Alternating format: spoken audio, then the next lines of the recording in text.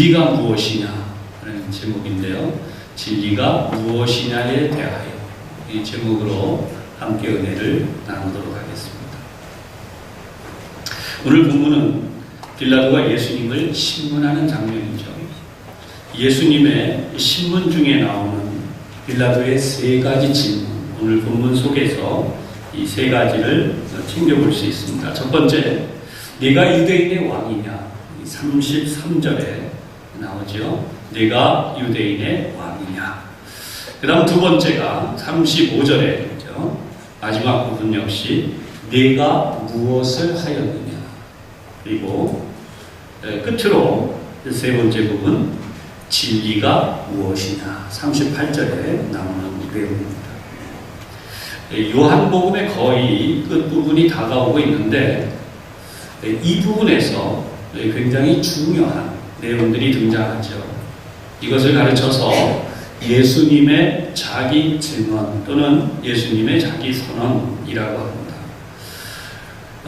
성경에서 볼 때 이러한 하나님의 자기 증언 또는 자기 선언은 이미 구약 성경에도 많이 나와요.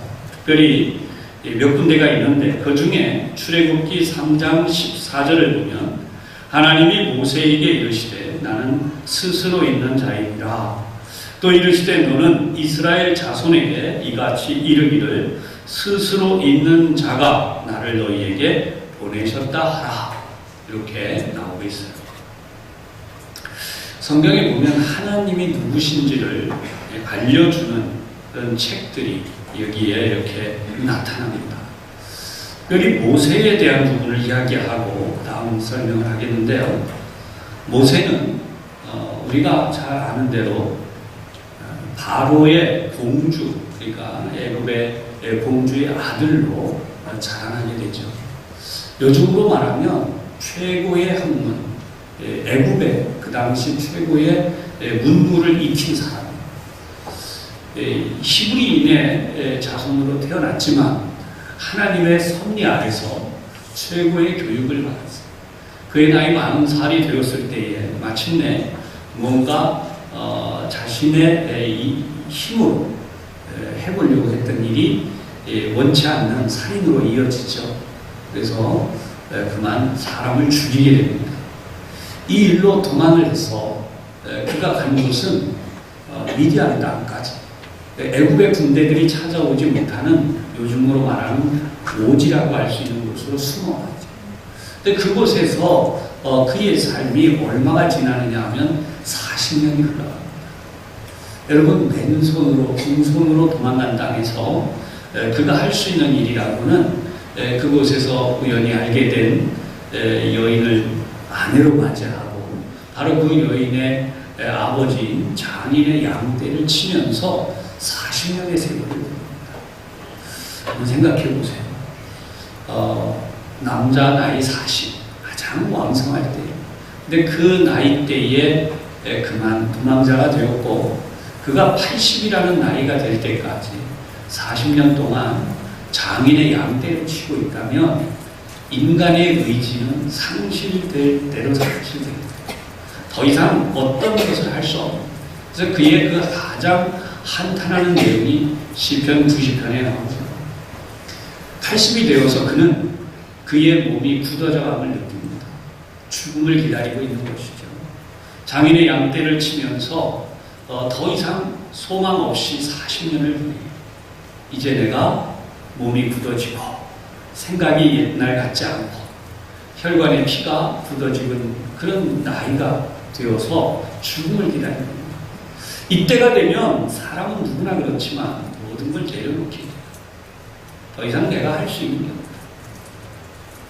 그러면 인간이 막다른 골목에 가는 장면이 어디냐면 죽음을 기다리는 마지막 순간입니다. 내가 더 이상 뭘 할 것이 없다는 겁니다. 근데 놀랍게도 바로 그 인간이 모든 것을 내려놓은 끝자락에서 하나님이 나타나세요. 가시나무 떨기에 불이 붙고 그 불이 꺼지지 않는, 어떻게 보면은 하찮은 관계예요. 보통 사람들 같으면 놓칠 수도 있어요. 불타고 있는 여기 사막에 불 흔히 나니까 얼마 나겠다. 그건 지나갈 수 있는 것이죠. 그러나 중요한 것은 하나님이 그 앞에 나타나셨다는 것을 알게 된 것은 그 불이 꺼지질 않는 것입니다. 여러분, 적어도 모세에게는 그 정도의 십견을 구별할 수 있는 그 정도가 있었다는 거예요. 오늘도 우리가 신앙생활을 하면 이 말씀을 대하면서 오늘 말씀의 제목이 진리가 무엇이냐라고 하는 거죠. 이 진리가 무엇이냐에 대해서 관심을 둘 만한 그런 우리여야 한다는 거예요. 오늘 모두가 하나님 앞에서 이 진리가 무엇인지에 대하여 더욱 깊이 아는 시간이 되시기를 주님의 이름으로 축복합니다. 하나님을 만나는 자리는 내 모든 것들을 내려놓을 수밖에 없는 자리예요. 이것도 할 수 없고 저것도 할 수 없고. 근데 거기에서 하나님이 모세에게 새로운 삶을 주셨어요. 그의 인생의 새로운 시작이 돼요. 그래서 하신 말씀이 뭐냐면 내가 너를 애굽의 바로에게 보내서 내 백성을 구원할 것이다. 근데 이때에 모세는 확신이 없어요. 내가 도대체 이 하나님을 어떻게 소개해야 될 것인가? 자신이 만난 하나님, 이 하나님이 내가 믿는 그 하나님이었다. 어떻게 소개해야 될까? 그 하나님이 말씀하시기를 나는 스스로 있는 자이다. 이것을 하나님의 자기 선언이라고 합니다. 누구도 하나님을 소개할 수 없습니다. 여러분, 사람은 사람을 소개할 수 있어요. 그리고 사람들에게 인정을 받아야 되죠. 저도 적어도 목회자가 되려면 일정한 학문을 또 땄고 그 일정한 과정을 거쳐서 목회자가 되었다라는 것을 인정을 해줘야 저도 여기서 말씀을 전할 수 있는 거예요. 사람들도 마찬가지예요. 지도자가 되든 평범한 직장인이 되든 아니면 어떤 기술을 가진 사람이 되든 사람들이 그를 인정해 줘야 돼요. 어떤 사람이 마을에 이사를 새로 왔어요. 근데 그 사람이 아무리 나는 좋은 사람입니다. 나는 이런 걸 할 줄 압니다. 그래도 예를 들어서 사람을 인정해 주지 않으면 아무것도 할 수 없어요. 이 사람은 자기가 좋은 사람이라고 이야기하는데 그를 시기하고 있는 한 10명쯤 마을에 있는 한 10사람쯤이 돌아가면서 저 사람은 좋은 사람이 아니야. 그렇게 이야기하면 그 사람이 아무리 내가 좋은 사람이라고 이야기를 해도 그 사람을 좋은 사람으로 사람들이 인정하지 않게 되는 거죠. 그것이 이 세상의 일들이에요. 하지만 하나님은 누구에게 인정을 받으실 필요도 없고 하나님은 자기 자신이 누구에게 보증을 서달라고 하실 일도 없어요. 그것이 바로 하나님이시죠. 하나님이 자기 선언을 하십니다. 그것이 바로 성경에 지금 나타나는 이 내용인데 하나님의 이 자기 선언이 참으로 많이 등장하는 성경이 특별히 있어요. 구약 성경 가운데에 이사야서가 바로 그런 성경입니다. 이사야서의 첫 번째 자기 선언이 하나님의 자기 선언이 이사야 41장에서부터 시작이 되어집니다. 15가지 이거는 신학자들이 뽑아놓은 내용입니다. 제가 소개를 합니다. 첫 번째는 뭐냐면 나는 여호와다 라고. 여러분 출애굽기 조금 전에 보았듯이 스스로 있는 자라는 뜻이 여호와라는 거예요. 두 번째가 뭐냐면 나는 하나님이다 라고 43장에 나타나는 내용입니다. 43장 이하에 쭉 나옵니다. 역시 43장 이하에 계속 나오는 세 번째가 이 내용이 있어요.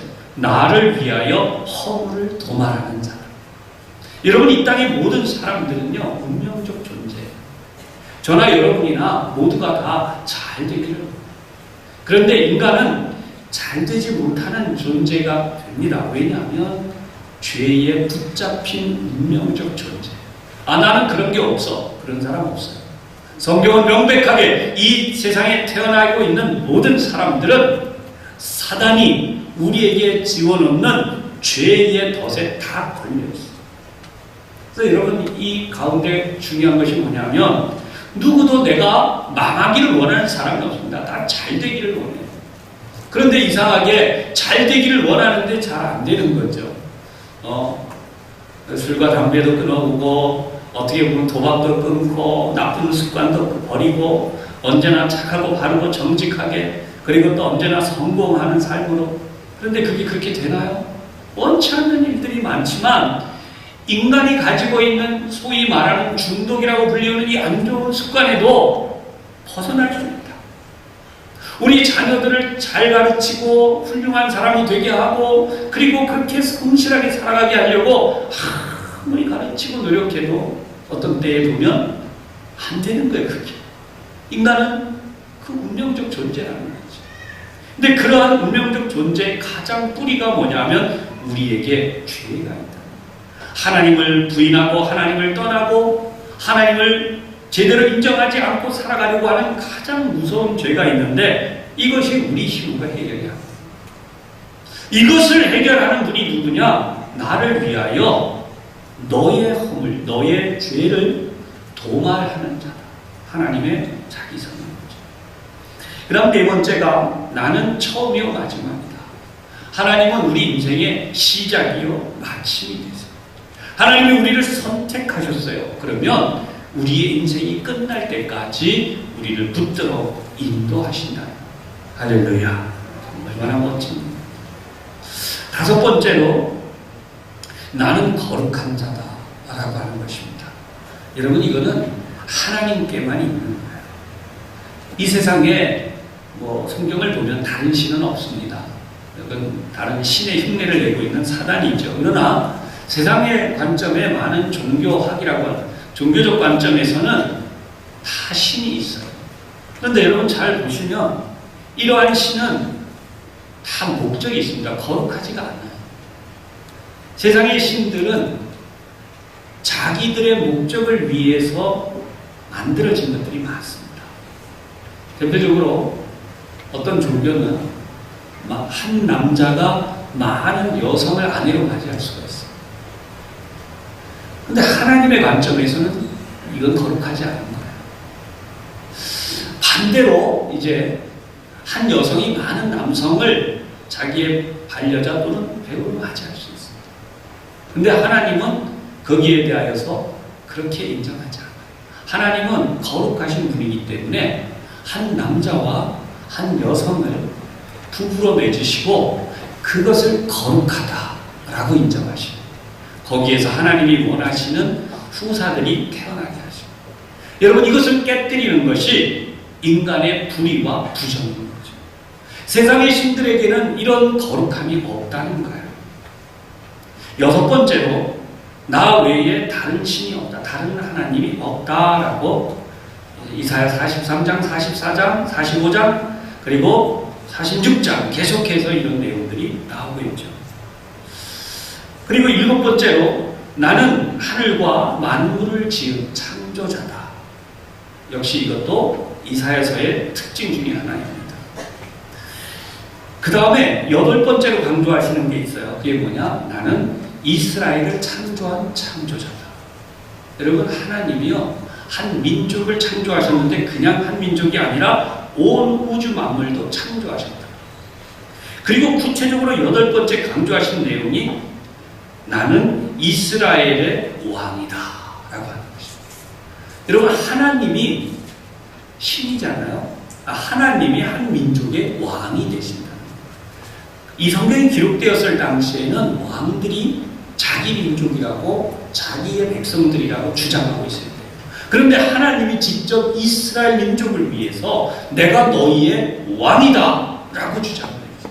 여러분 성경을 보면 이게 얼마나 영광스럽고 엄청난 선언인지 그럼 그때 당시에 그런 상황을 우리가 이해를 해야 돼요. 그 다음에 열 번째로 나는 구원자다 라고 하는 거죠. 여러분 하나님은 우리를 구원하시는 분이라는 거예요. 오늘 이 본문에 보고 있는 것에도 이 중요한 부분이 들어있어요. 12번째 나는 전능자다라는 거예요. 고대 왕들은요 자기 힘이 가장 강대하다고 선언했어요. 근데 그때 당시 그 강대함을 무엇으로 자랑하느냐? 얼마나 많은 사람을 죽일 수 있는 거예요. 여러분 그거는 백성들이 꼼짝 못하고 그 왕에게 죽는 거야. 그럴 때 자기 힘을 자랑. 반대로 하나님은 모든 죽어가는 자들을 살리십니다. 왕은 그때 당시에 인간 왕은 병들어가고 죽어가는 자들을 살리시는 게 없었어요. 그러나 하나님은 그런 사람들을 살려냈습니다. 오늘 우리가 보고 있는 나중에 우리 오늘 본문을 보았던 이 요한복음에서 나타나게 될 것인데, 하나님은 온 인류를 살려냈어요. 할렐루야. 하나님은 그런 분이다. 13번째, 나는 그다라고 이야기를 하세요. 그건 뭐냐면 성경의 처음부터 끝까지 말하고 있는 자가 다른 존재가 아니라 바로 나다라는 거예요. 이건 오늘도 여러분들에게 똑같아요. 여러분들이 이 땅에 태어나게 하신 분이 바로 나다 라고부터 시작해서 여러분의 인생이 끝날 때 하나님의 나라로 데려가는 그 존재가 바로 나다 라고 말씀하는 것이죠. 그 다음에 14번째가 뭐냐면 사람이 마땅히 행할 길로 인도하는 존재가 나다. 하나님이 그런 자기 선언을 하시는 거예요. 그 다음에 마지막 15번째가 나는 공의를 행하는 자다 라고 하는 것이에요. 여러분, 하나님은 공의를 행하는 또 어떻게 공의를 행하는가? 우리가 보면 우리의 삶을 보고 있으면 우리는 굉장히 상대적이라고 했어요. 내가 저 사람에게 인정받기를 원하는 것이 조금 더 지나가면 어떤 것이 있냐면 내가 더 옳다는 걸 보여주고 싶어요. 그래서 사람들 가운데 이 세상에 일어난 많은 일이 뭐예요? 무전, 유죄. 그죠? 네, 유전, 무죄. 그게 뭐예요? 더 나은 사람들을 동원해서 나를 보증시키면 내가 인정을 받는 세상의 어둠을 이야기하잖아요. 우리는 항상 내가 더 옳다는 걸 증명하기 위해서 때로는 다른 사람들에게 어떤 것을 좀 안 좋게 할 때가 있어요. 하나님은 그런 것으로부터 완전히 자유한 분이에요. 하나님은 어떤 분인가? 그분이 옳다 그러면 옳은 거예요. 그분이 틀리다 그러면 틀린 거예요. 그렇게 하실 수 있는 유일한 분이라는 거예요. 근데 그것을 왜 그렇게 하느냐? 하나님 자신을 위해서 공의를 행하시는 거예요. 하나님이 공의로운 분이기 때문에. 그래서 하나님이 하시면 다 그것이 옳은 거예요. 아멘. 적어도 예수를 믿는 우리는 하나님의 이 자기 선언을 받아들일 수 있어요. 그리고 그것이 진리라는 거죠. 이 진리에 대해서 오늘 선언하고 있는 것이 바로 이 신약 성경에서 요한복음의 굉장히 아름다운 그리고 분명한 모습으로 드러나요.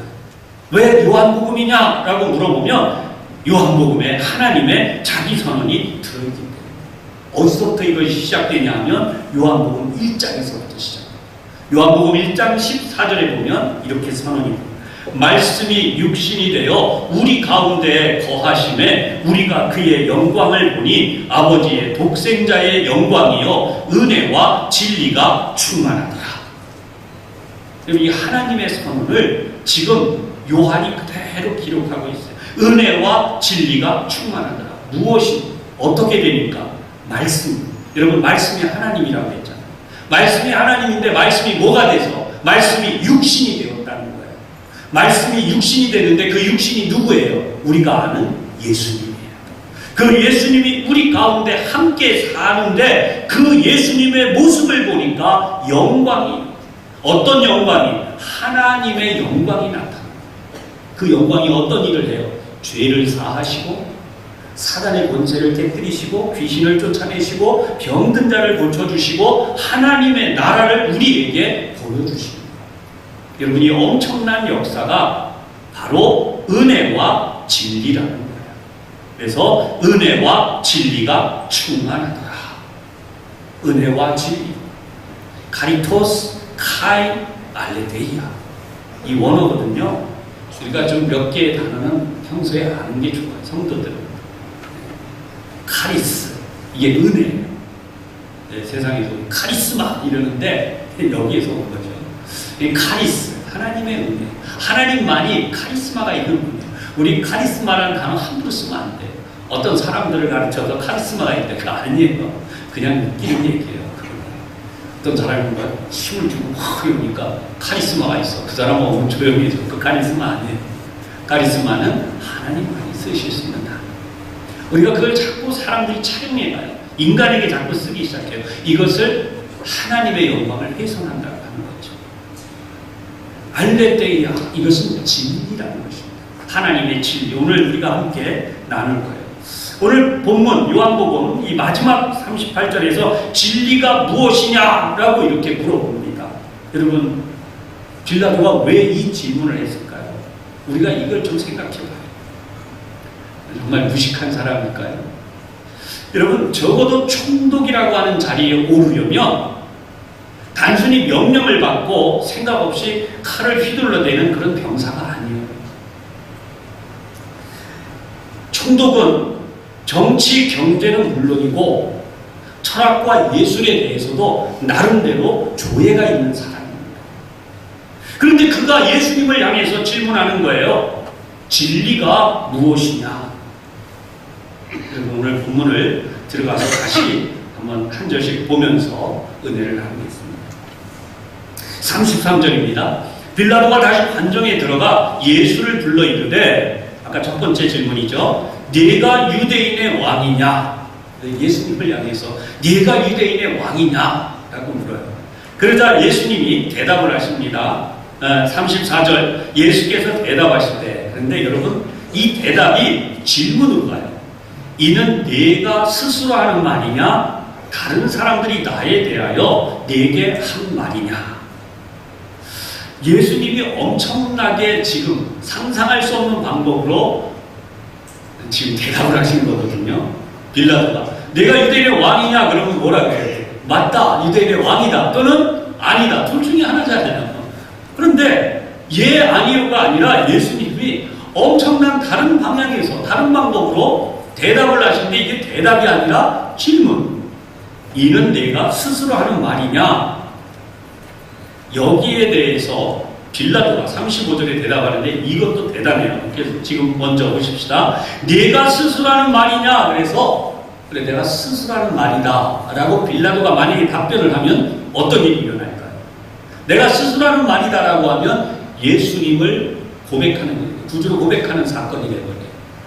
그리고 예수님에 대해서 이렇게 하는 순간에 어떤 일이 되냐? 그는 바로 로마 황제의 충복이잖아요. 로마 황제가 새로운 이 유대 지역의 왕을 임명했어요. 그게 헤롯이에요. 헤롯이 아닌 또 다른 왕을 인정하는 순간 뭐가 돼요? 왕에게 대하여, 황제에 대하여 배신을 하게 돼요.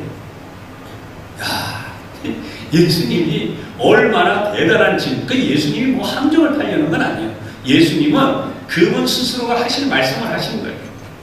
그럼 다음에 또 다른 말씀이 있죠. 다른 사람들이 나에 대하여 네게 한 말이냐? 만약에 이 말에 대해서 다른 사람들이 당신이 그렇게 말한 겁니다 라고 하면 총독 자격이 없죠. 그가 총독으로서 지금 취조를 할 자격이 없는 거예요. 고작해야 꼭두각시에 지나지 않는 거죠. 그런데 제가 지금 예수님이 이런 건 당연한 거예요. 그런데 빌라도가 얼마나 대단한지를 여기서 우리가 봐야 돼요. 35절 빌라도가 대답하는 얘기입니다. 내가 유대인이냐? 그래요. 빌라도가 뭐라고 대답을 해야 된다고요? 내가 스스로 고백하는, 내가 살펴보니까 당신에 대해서 내가 고백할 수 있는, 내가 할 수 있는 말이 바로 당신이 유대인의 왕이라는 거다 라는 것이 되든지, 아니면 다른 사람이 나에게 알려줬다, 이 둘 중에 하나를 대답을 해야 될 것 같은데 빌라도가 완전히 바꿔서 대답해요. 빌라도는 지금 순식간에 완전히 이 대화의 자리에서 그가 통치자의 자리로 확 빠져나가요. 어떻게 빠져나갔어요? 내가 유대인이야? 생각해봐라. 내가 이 재판을 왜 하고 있나? 그 말이에요. 내가 유대인이냐? 내 나라 사람과 대제사장들이 너를 내게 넘겼으니, 너를 넘긴 자들은, 너를 나한테 넘겨서 너를 죽이라고 하고 있는 자들은 유대인들이야. 내가 아니고 나는 로마의 대행자, 통치자다. 그 얘기를 하고 있는 거예요. 그러면서 도대체 네가 무슨 짓을 했냐? 그것이 아까 두 번째 질문 35절 끝부분, 네가 무엇을 하였느냐? 예수님을 향해서 네가 무엇을 하였느냐가 그 얘기예요.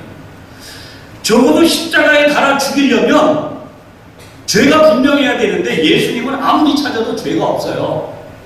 허다못해 사소한 사기죄, 거짓말죄라도 있어야 되는데 예수님은 그런 죄가 없는 거예요.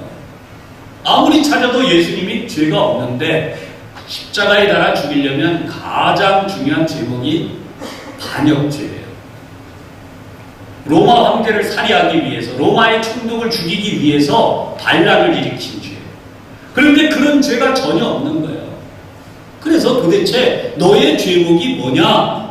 라고 예수님께 빌라도가 되묻는 것입니다. 이쯤 되면 너나 나나 굉장한 지도자라는 걸 확인했는데, 그렇다면 머리 싸움에서 다만 솔직히 얘기해봐. 너의 죄목이 뭐냐? 라고 하는 거예요. 그때 예수님이 더 대단한 말씀을 시작하세요. 요즘 젊은 사람들이 쓰는 용어로 멘붕이라는 말이 있죠. 생각 자체가 완전히 진동해버리는 이런 대답을 합니다.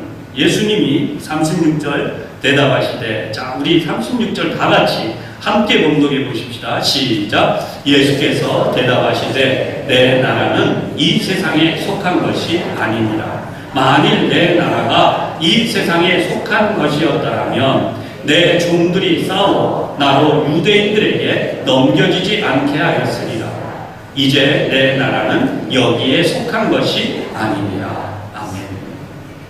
여러분 충분히 이해가 되셨기를 바라면서 다시 한번 설명합니다. 내 나라는 이 세상에 속한 것이 아니니라. 빌라도가 들을 때에는 완전히 머리가 흔들리는 얘기예요. 이게 무슨 소리야? 이 사람이 자기가 왕이 아니라는 얘기를 하는 거야? 그래서 37절로 바로 넘어가야 되는 부분이 여기 있는 거야. 빌라도가 이르되, 그러면 네가 왕이 아니냐? 내 나라는 이 세상에 속한 것이 아니다라고 말하는 순간 빌라도가, 그러면 네가 왕이 아니란 말이냐? 이렇게 말하는 거죠. 그런데 예수님이 계속 하시는 내용이 뭐냐 하면 37절 먼저 보고 다시 36절 갑시다. 내 말과 같이 내가 왕입니다. 나는 왕이 맞아. 예수님이 그 말씀, 나는 왕이야. 그런데 내 나라가 36절 이 세상에 속한 것이 아니라, 만일 내 나라가 이 세상에 속한 것이라면 나의 종들이 나서가지고 이제 싸웠을 거다. 이 자리에서 이 민족, 이 유대인들이 나를 넘겨지도록 할 때 그렇게 넘겨지지 않도록 싸워서 내가 넘겨지지 않게 했을 것이다. 그런데 내 나라는 여기에 속한 것이 아니다 라고 이야기해요. 이 순간 도저히 빌라도는 이해가 안 되는 거예요. 아니 왕인데 그 나라가 여기에 속하지 이 세상에 있지 않다는 거예요. 이게 너무 이상한 거예요. 이상한 상황이 되어버렸어요. 그래서 여기에 대한 대답을 요구했던 게 아까 37절 네가 왕이 아니냐 그랬더니 예수님은 내가 왕이다 라고 하시면서 더 이해할 수 없는 말씀, 이제 37절에 나와요. 내가 이를 위하여 태어났으며, 내가 왕이 되기 위하여 태어났으며, 이 왕이 되기 위하여서 내가 내 말과 같이 왕이기 때문에 이 세상에 왔다는 거예요. 이게 더 이해가 안 가는 거죠. 그리고 이렇게 이야기하세요. 곧 진리에 대하여 증언하려 함이로다. 오늘 말씀의 마지막 클라이막스가 되죠. 진리에 대하여 증언하려고 한다. 그러면서 굉장히 더 정말 이해할 수 없는 말씀이에요. 무릇 진리에 속한 자는 내 음성을 듣느니라. 빌라도 입장에서는 뭐야 지금 내가 뭔가 좀 사리 분별을 못하고 뭔가 좀 판단도 제대로 못하고 내가 지금 뭔가 제대로 듣지도 못하고 있다는 거냐? 바로 그거죠. 주님이 말씀하시는 게 그거예요. 말을 해도 못 알아듣고 보여줘도 모르고 깨닫지 못하고. 그래서 지금 그것이 바로 하나님의 나라라는 거예요. 그 하나님의 나라에 대하여 내가 하나님의 나라를 이 땅에 이루기 원하고 그 하나님의 나라를 증거하기를 원하고 그 하나님의 나라의 왕으로서 내가 지금 왔다는 거예요. 그래서 그 진리를 이야기하고 있는데 이 진리를 받아들이고 아는 자들은 내 음성을 듣고 알게 된다. 이때 빌라도가 던진 마지막 질문이 바로 진리가 무엇이냐라고 물어요. 아까 앞에 말씀드린 것처럼 식견도 지식도 없는 사람이 아니라 그는 많은 지식을 가졌고 식견도 가졌고 적어도 황제의 대리자로 총독으로 일할 만한 인물이에요. 그런 그가 진리가 무엇이냐라는 질문을 끝으로 세상에서 가장 부정직한 판결을 내리고 말이죠. 여러분, 그는 정말 진리를 모르는 자였어요. 진리를 안다고 하는 것, 여러분, 이 진리를 안다고 하는 것이 바로 무엇을 얘기하느냐? 하나님의 지혜를 가진 자라. 하나님의 지혜를 가진 자만이 진리를 알게 돼요. 할렐루야. 하나님의 지혜를 여러분들이 알게 되고 하나님의 지혜를 받은 자가 되기를 주님의 이름으로 축복합니다. 무엇이 하나님의 지혜냐라고 물어보면, 여러분, 지금 2000년이 지났잖아요. 그죠? 예수님이 이 땅에 왔다 가신 2000년이 지났는데 그 주님을 기억할 수 있고 그 주님을 믿을 수 있고, 그게 지혜예요. 2000년이 지나갔는데 그 주님에 대해서 주님이 뭐라고 그러셨어요? 내가 속히 오리라. 2000년이 지나도록 하면서요. 그럼에도 불구하고 그 주님을 알 수 있는 것이 바로 하나님의 지혜라. 성경을 보면 예수님이 마태복음에서 이렇게 말씀하실 때가 있어요. 왼쪽과 오른쪽을 나누세요. 그리고 오른쪽에 있는 자들을 향해서 하나님의 나라에 들어갈 자들, 하나님의 복을 받을 자들, 하나님의 나라를 상속하라. 축복하세요. 내가 어려웠을 때, 힘들었을 때 나를 돌보아 주었고 여러 가지 말씀하신 다음에, 근데 반대로 왼쪽에 있는 자들에게는 마귀와 지옥으로 들어가. 마귀. 그 하나님의 그 복이 아니에요. 여기는 완전히 마귀에게 속한 자들이고 하나님을 대적하는 자들로서 지옥에 들어가라고 선언했어요. 근데 여러분 한번 생각해 보세요. 여기 있는 사람이 가정 있다고 합시다. 이 사람에게 오른쪽은 어디냐면 이쪽이에요. 그죠? 오른쪽. 이 사람에게 왼쪽은 이쪽이에요. 그죠? 여기 또 사람이 한 명 있다고 합시다. 이 사람에게 오른쪽은 어디예요? 이쪽이죠. 이 사람은. 왼쪽은 어디예요? 이쪽이죠. 그럼 이 사람에게 오른쪽인 이쪽이 이쪽 사람이 볼 때에는 왼쪽이잖아요. 그죠? 세상은 다 그렇게 되어 있어요. 그러니까 이러한 것에 대하여 분명한 진리를 깨달을 수 있는 이 지혜가 너무나 중요한 거죠.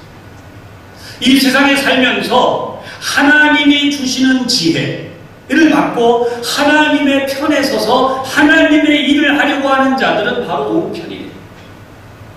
반대로 사단의 지혜를 받고 마귀가 시키는 일을 하고 하나님의 반대쪽에서 일하는 자들은 왼쪽에 있는 자가 되는 거예요.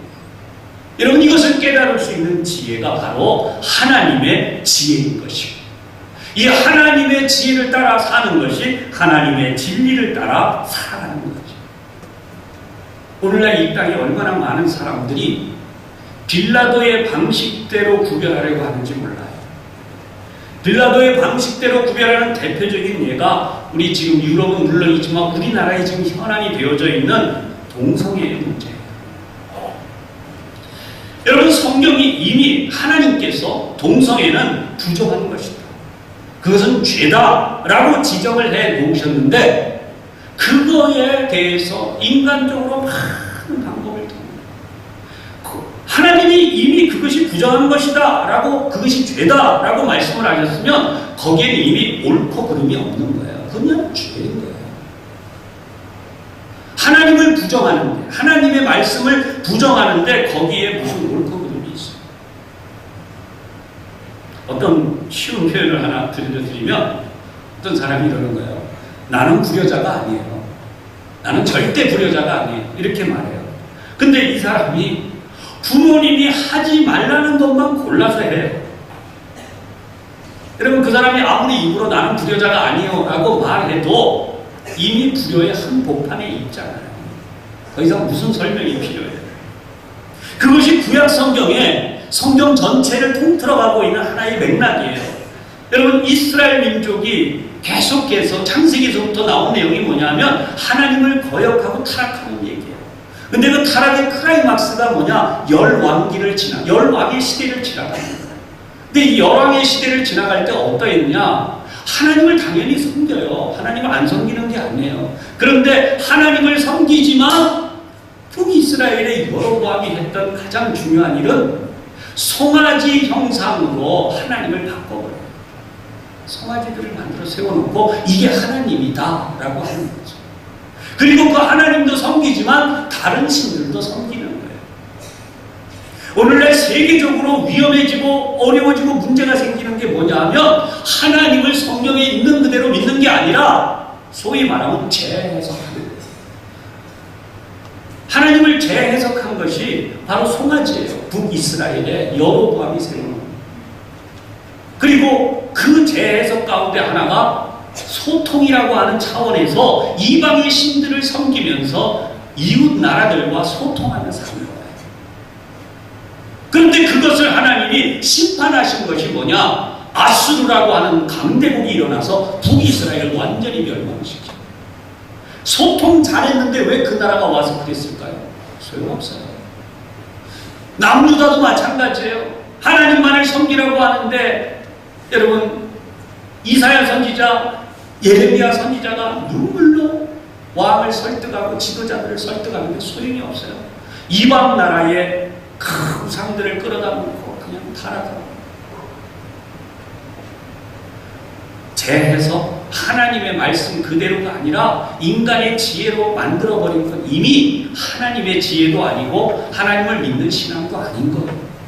그 극적인 것을 보여주는 것이 바벨론의 포로로 끌려간 상태에서 어린 소년 다니엘이 끌려가서 바벨론에서 살게 되지만 3개의 시대가 왕국이 지나가는 동안 그가 재상이 되잖아요. 총리가 되어서 하나님만을 섬기는 자로 끝까지 살아갑니다. 여러분 그가 하루에 3번 창문을 열고 하나님께만 순수한 신앙으로 살아갔다는 거예요. 대표적으로 에스더라고 하는 왕비의 이야기가 나오죠. 바벨론의 포로로 끌려갔는데 이방 나라에서 완전히 다 신앙이 없어진 줄 알았는데 모르드게라고 하는 사람이 자기의 촉한 딸을 오직 신앙으로 양육하는 거예요. 쾌케묵은 그 옛날 율법대로 가르치고 그 율법대로 살고 다니엘처럼 그렇게 했더니 하나님이 그를 통하여서 뭐래요?